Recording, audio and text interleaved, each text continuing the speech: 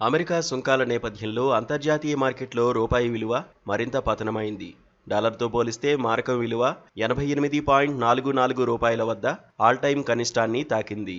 Trump సుంకాల నేపథ్యంలో మదుపర్ల నమ్మకం సన్నగిల్లడంతో రూపాయి విలువ అంతకంతకు తగ్గుతోంది. ఈ ఏడాది ఇప్పటివరకు భారత డెట్, ఈక్విటీ మార్కెట్ల నుంచి విదేశీ మదుపర్లు $11.7 బిలియన్ మేర ఉపసంహరించుకున్నారు. అమెరికా సుంకాల నేపథ్యంలో భారత ఆర్థికాభివృద్ధి తగ్గే అవకాశముందన్న అంచనాల నడుమ భారత ప్రభుత్వం ఇప్పటికే దేశీయంగా వినియోగం పెంచేందుకు పలు చర్యలు చేపట్టింది. జీఎస్టీ పన్నులను భారీగా తగ్గిస్తూ సంస్కరణలకు తెరతీసింది. సెప్టెంబర్ 22 నుంచి ఇవి అమల్లోకి రానున్నాయి.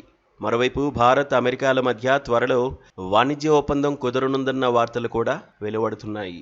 ఈ విషయంలో చర్చల కోసం భారత బృందం త్వరలో అమెరికాలో పర్యటించనున్నట్టు జాతీయ మీడియాలో కథనాలు వెలువడ్డాయి. ప్రస్తుత పరిస్థితుల్లో భారత ఎగుమతిదారులు అనిశ్చితిలో కూరుకుపోయారు.